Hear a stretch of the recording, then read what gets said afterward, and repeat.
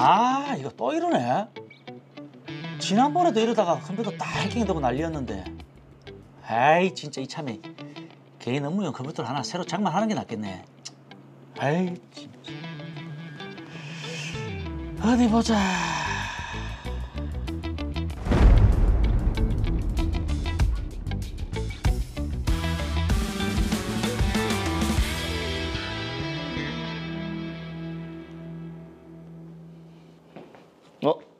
대표님, 안녕하십니까? 정모 씨, 왔어요. 아, 정모 씨. 컴퓨터 대해서 좀 알죠? 뭐 때문에 그러십니까? 아, 내가 컴퓨터를 하나 장만할까 하는데 회사 업무도 봐야 되고 개인적인 업무도 봐야 돼서 뭐 혹시 추천할 제품 있을까요? 대표님 스타일에 맞춰서 컴퓨터를 조립하시는 건 어떻겠습니까? 조립이라 어디 추천할 만한 데는 좀 있나? 인터넷에 보시면 많이 있을 겁니다. 뭐 플랫폼에 조립하는 영상 올리시는 분들도 있고요. 그거 좋네요. 한번 찾아볼게요. 고마워요. 아유, 아닙니다. 볼까? 어디 보자. 여기 이름이 인연조립. 이름이 마음에 드네. 뭔가 철학적인 느낌도 있고. 컴퓨터를 조립하거나 수리할 때마다 영상을 올리네. 이거 마음에 드네. 그래, 여기 한번 맡겨보자. 좋은 인연이어야 할 텐데요. 여보세요? 컴퓨터 조립을 좀 맡기려고 하는데요. 예. 저 어제 컴퓨터 조립 의뢰드린 사람입니다. 예. 여기 좀 앉으세요. 예. 원하시는 사양을 말씀하시면 그 스펙에 맞춰서 조립해드립니다. 저는 회사 업무와 개인적인 업무를 함께 처리해야 돼서 하도 용량이 좀 커야 될 것 같고요. 처리 속도도 최신으로 해주시면 좋겠습니다. 지금 나오는 코어 i14세대 사양을 적용해드리면 적당할 것 같네요. 그리고 보안에 각별히 신경을 좀 써주십시오. 저희 회사가 독점 기술을 갖고 있는 게 있는데 컴퓨터로 업무 회의도 하고 관련 서류들을 주고받을 일이 많아서 보안이 철저해야 됩니다. 그리고 개인 사생활이나 주식도 해야 되고요. 예, 알겠습니다. 특히 원격 제어 프로그램 같은 것들, 제 컴퓨터에 외부에서 접근할 수 있는 프로그램은 절대 설치하시면 안 됩니다. 그런 일은 절대로 없죠. 그래도 명심해서 작업하도록 하겠습니다. 그럼 조립 잘 좀 부탁드리겠습니다. 예, 작업 과정도 보내드리고 작업이 끝나는 대로 배송에 설치까지 싹 다 해드리겠습니다. 예, 고맙습니다. 예, 고맙습니다.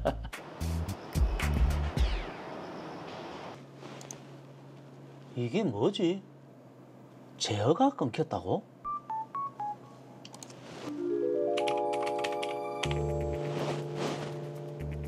원격 제어 프로그램이라고? 그럴 리가 없을 낀데.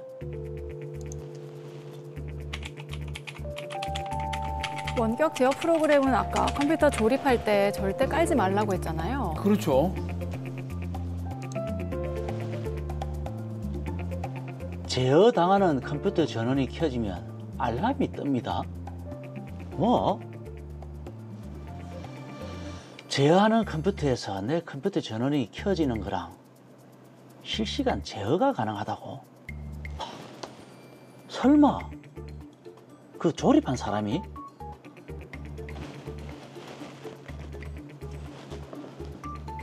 이봐요, 내 컴퓨터에 원격 제어 프로그램이 깔렸는데 이게 무슨 일입니까? 아니, 내가 신신당부했잖아요. 제가 63개 컴퓨터에 그 원격 제어 프로그램을 설치를 했는데 그게 원래 제 업무 스타일입니다. 그래야 문제가 생겼을 때 바로바로 수리를 해드릴 수가 있으니까요. 사전 컴퓨터에는 설치를 하면 안 되는데 제가 실수했나 봅니다. 뭐? 실수라고요? 혹시 내 컴퓨터 들여다보고 우리 회사 기밀까지 다 빼돌린 거 아닙니까? 그런 일 절대 없습니다. 설치는 했지만은 사장 컴퓨터를 들여다보고 그런 적은 절대 없습니다. 실수로 그렇게 된 거라니까요. 믿어주십시오. 일단 우리 만나서 이야기합시다.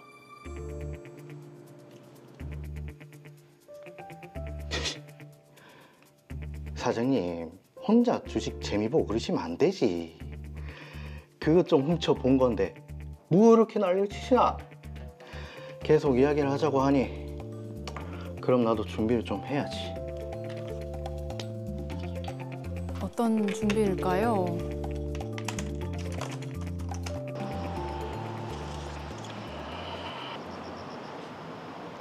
사과하려고 만나자고 한 거죠. 제가 실수라고 말씀을 드렸는데 굳이 사과까지 해야 될까요? 뭐라고요? 사과를 못 하겠다. 그럼 경찰에 신고하겠습니다.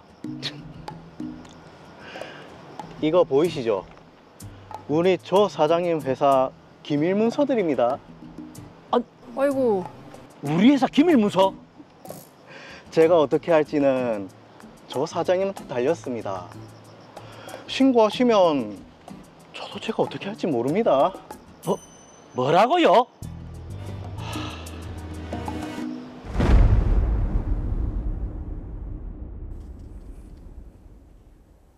네, 컴퓨터 조립 한번 이렇게 잘못 맡겼다가 지금 협박까지 당하고 계신데 조한웅 씨, 걱정이 크실 것 같습니다. 이야, 이건 좀 빨리 해결을 해봐야 될 것 같습니다. 사건 정리부터 먼저 하죠. 더 로이어 사건 번호 제505호입니다.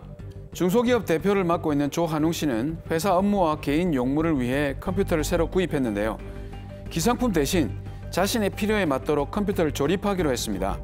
업체를 알아보던 중 조립 과정을 동영상으로 공개하는 김수리 씨 업체를 알게 돼 컴퓨터 조립을 맡겼습니다.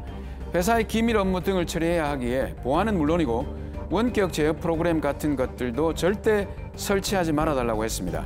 하지만 몇 달 후 자신의 컴퓨터에서 원격 제어 프로그램이 발견됐고 이를 따지자 김수리 씨는 오히려 회사와 개인정보 등을 이용해 조한웅 씨를 협박해 왔습니다. 네, 지금 허락도 없이 특히 절대로 설치하지 말라고 했던 원격 제어 프로그램을 설치한 것도 모자라서 지금 피해자가 알지도 못하는 방식으로 작동까지 하게 한다. 굉장히 좀 섬찟한데요. 김영우 변호사님, 자, 김수리 씨의 이런 행동 심각한 범죄 아니겠습니까? 네, 맞습니다. 김수리 씨가 한 행동들은 정보통신망 침입, 비밀 침해, 악성 프로그램 전달, 협박 등에 해당할 수 있을 것으로 보이고요. 경우에 따라서는 영업비밀 취득, 개인정보보호법 위반, 전자금융거래법 위반, 여신전문금융업법 위반, 컴퓨터 등 장애 업무방해죄, 컴퓨터 사용사기, 전기통신금융사기 등에 해당할 수 있습니다. 네. 더불어서 성범죄나 통신비밀보호법 위반죄에도 해당할 수 있겠습니다. 이야. 정말 일일이 열거하기도 참 힘들 만큼 너무 많은 죄를 저지르셨는데 하나씩 살펴보도록 하겠습니다. 자, 먼저 정보통신망 침입, 이건 어떤 범죄입니까? 네, 정보통신망 이용 촉진 및 정보보호 등에 관한 법률 제48조 제1항에서는 누구든지 정당한 접근 권한 없이 또는 허용된 접근 권한을 넘어 정보통신망에 침입하여서는 아니 된다라고 규정하고 있습니다. 또 같은 법 제71조 제1항은 처벌 규정인데요. 5년 이하의 징역 또는 5천만 원 이하의 벌금에 처한다라고 규정하고 있습니다. 그러니까 정보통신망 침입죄는 정당한 권한이 없거나 허용된 접근 권한을 넘어 정보통신망에 침입한 경우에 성립되는 범죄입니다. 네. 그러면 이 지금 김수리 씨가 조한웅 씨 컴퓨터의 원격 제어 프로그램을 뭐 고의가 됐든 실수가 됐든 어쨌든 깔았고 네. 또 거기에 접속한 거가 확인이 됐으니까 요 지금 정보통신망 침입 요거는 명백하겠네요. 그렇습니다. 정당한 접근 권한 없이 그런 허용된 접근 권한을 초과해서 정보통신망에 접속하는 것이 정보통신망 침입죄라고 말씀드렸죠. 그런데 조한웅 씨가 원격 제어 프로그램을 설치하는 데 동의한 사실이 없기 때문에 네. 김수리 씨는 접근 권한 없이 조한웅 씨가 사용하는 컴퓨터 정보통신망에 침입을 한 것입니다. 자, 조한웅 씨가 원격 제어 프로그램을 깔지 말라라고 얘기를 할 때 네. 회사의 중요한 기밀 정보가 오가기 때문이다라고 얘기를 했거든요. 자, 그런데 지금 김수리 씨가 원격 제어 프로그램을 깔았기 때문에 이거를 비밀 침해를 했다고 봐야 되는 거죠? 맞습니다. 정보통신망 이용 촉진 및 정보보호 등에 관한 법률 제49조는 누구든지 정보통신망에 의하여 처리, 보관, 전송되는 타인의 정보를 훼손하거나 타인의 비밀을 침해하거나 도용하거나 누설하여서는 아니 된다라고 규율을 하고 있습니다. 네. 김수리 씨는 조한웅 씨가 사용하는 정보통신망에 침입하였기 때문에 비밀 침해죄가 성립할 것으로 보입니다. 네. 그리고 만약 이렇게 취득한 비밀을 사용하거나 타인에게 알려주었다면 비밀 도용, 비밀 누설에도 해당합니다. 자, 뭐 회사 기밀뿐만이 아니라 뭐 개인 메신저, 이메일, 사진, 동영상 등을 누군가가 보고 있다. 어우, 끔찍합니다. 그렇죠. 네. 이야, 이게 지금 김수리 씨가 이 설치한 프로그램은 근데 중요한 거는 제거를 하려고 해도 제거가 안 됩니다. 네. 이 정도면 악성 바이러스라고 봐야 되지 않을까요? 그렇습니다. 악성 프로그램을 전달하는 것도 죄가 됩니다. 정보통신망 이용 촉진 및 정보보호 등에 관한 법률 제48조 제2항은 누구든지 정당한 사유 없이 정보통신 시스템, 데이터, 프로그램 등을 훼손하거나 멸실하거나 변경하거나 위조하거나 그 운용을 방해할 수 있는 프로그램, 즉 이런 악성 프로그램을 전달 또는 유포해서는 아니 된다라고 규정하고 있습니다. 악성 프로그램을 전달하거나 유포하는 그 자체도 범죄가 되는군요. 맞습니다. 예. 데이터나 프로그램을 훼손하거나 멸실하거나 변경하거나 위조하거나 운용을 방해할 수 있는 프로그램을 악성 프로그램이라고 한다고 말씀드렸는데요. 네. 이런 악성 프로그램을 특정한 일인에게 건네주는 것이 전달이고 불특정 또는 다수인에게 전파하는 것이 유포입니다. 그럼 지금 이 사건 같은 경우는 전달인가요? 아니면 유포인가요? 네, 지금 김수리 씨가 조한웅 씨 모르게 원격 제어 프로그램을 설치했으니까 전달을 한 것이라고 봐야 하겠습니다. 그런데 이게 이제 원격 제어 프로그램은 사실 시중에서도 판매가 되는 걸로 알고 있는데 이런 것도 악성 프로그램이라고 해야 될까요? 네. 대법원은 악성 프로그램에 해당하는지 여부는 프로그램 자체를 기준으로 하되 그 사용 용도 및 기술적 구성, 작동 방식, 정보통신 시스템 등에 미치는 영향, 프로그램 설치에 대한 운용자의 동의 여부 등을 종합적으로 고려하여 판단해야 한다라고 판시한 바 있습니다. 네. 그러니까 프로그램 설치에 대한 동의 여부까지 고려한다면 합법적으로 유통되는 프로그램도 악성 프로그램이 될 수도 있습니다. 다만 합법적으로 유통되는 프로그램도 악성 프로그램이 될 수 있다라는 명시적인 대법원 판결례는 없습니다. 그래서 의견 차이가 있을 수는 있습니다. 네. 자, 그런데 저는 이 사건에서 가장 이제 중요한 부분이라고 생각이 드는 게 지금 조한웅 씨 회사가 단독으로 가진 그 기술이 있었거든요. 근데 김수리 씨가 이거를 보고 유출했을 가능성이 있지 않을까 이런 생각이 드는데 이게 영업 비밀이 유출되는 거면은 중범죄인 거죠? 그렇습니다. 영업비밀 취득죄는 부정한 이익을 얻거나 영업비밀 보유자에게 손해를 입힐 목적으로 그 영업비밀을 취득, 사용하거나 제3자에게 누설함으로써 성립하는 범죄입니다. 네. 이 사건에서 김수리 씨는 영업비밀 취득죄가 성립할 수 있습니다. 자, 그런데 이게 영업 비밀로 보호를 받으려면 갖춰야 할 조건이 있다고 알고 있거든요. 말씀을 좀 해주시죠. 네, 영업비밀로서 보호받기 위해서는 먼저 공공연하게 알려져 있지 않은 정보라는 비공지성을 갖춰야 합니다. 두 번째로 상당한 노력에 의하여 비밀로 유지되는 정보라는 비밀 관리성이 있어야 합니다. 네. 세 번째로 정보의 사용을 통해 경쟁상의 이익을 얻을 수 있거나 그 정보의 취득이나 개발을 위해 상당한 비용이나 노력이 필요하다라는 독립된 경제적 가치성이 있어야 합니다. 네. 이런 세 가지 요건이 구비되어야 영업 비밀이라고 할 수 있습니다. 그러면 조한웅 씨 회사의 이 영업 비밀은 그 세 가지 조건을 갖춘 영업 비밀이라고 할 수 있을까요?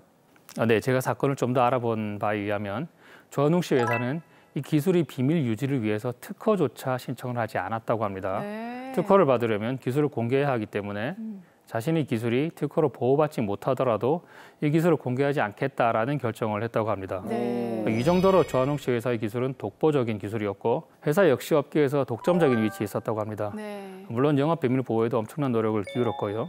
그렇기 때문에 당연히 조한웅 씨 회사의 기술은 영업 비밀에 해당할 것으로 보입니다. 네. 사실 뭐 저는 제가 잘 몰라서 그런지 어찌 보면 이게 원격 제어 프로그램을 몰래 설치한 것일 뿐인데 그렇죠. 이렇게 또 큰 범죄가 될 수 있다니까 말씀을 들을수록 굉장히 놀랍네요. 예. 네, 맞습니다.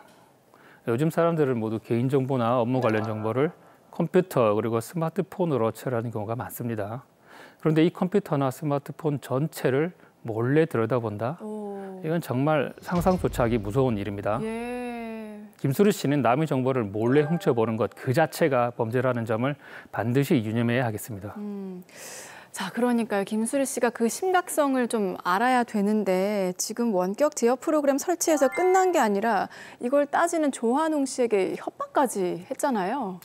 네, 김수리 씨는 자신이 가지고 있는 조한웅 씨에 관한 비밀이 어떤 것인지 또 어느 정도나 가지고 있는지를 알 수 없도록 봉투와 USB만을 보여줬는데 조한웅 씨가 느끼는 공포심을 더욱 커지게 하려는 의도가 있었던 것으로 보입니다. 네.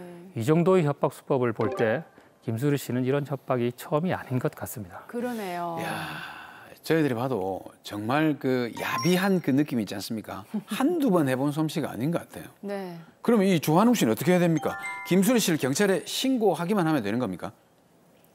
사실 조한웅 씨는 김수리 씨에게 따지지 말고 바로 경찰에 신고하였어야 합니다. 김수리 씨가 원격 제어 프로그램이 발각되었다는 사실을 알아내기 전에 경찰에 알렸다면 경찰에서 기습적으로 압수수색을 할 수 있었기 때문입니다. 그래도 지금이라도 경찰에 신고해야 합니다. 김수리 씨에게서 조립 PC를 구입한 사람, 김수리 씨에게서 컴퓨터 수리를 받은 사람이 많은데 네. 그 사람들 모두가 피해자일 수 있기 때문입니다. 사실 이런 일이 안 일어나게 하는 게 가장 중요할 텐데 좀 예방법이랄 게 있을까요? 현실적으로는 없습니다. 컴퓨터 수리를 하거나 컴퓨터를 조립할 때 옆에서 감시하지 않는다면 이런 원격 제어 프로그램은 설치되었는지조차 알 수 없기 때문입니다. 네. 컴퓨터 전문가가 아닌 일반인은 도저히 알 수가 없습니다. 그렇겠네요. 자, 이 사건 정리해 보겠습니다. 마지막으로 시청자분들께도 한 말씀 해주시죠. 네. 지금과 같은 정보통신 시대에 컴퓨터나 스마트폰은 우리 모든 정보를 담고 있습니다.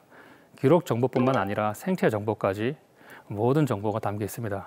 그런 컴퓨터나 스마트폰을 누군가가 나 모르게 원격 제어하고 있다는 건 너무나 무서운 일입니다.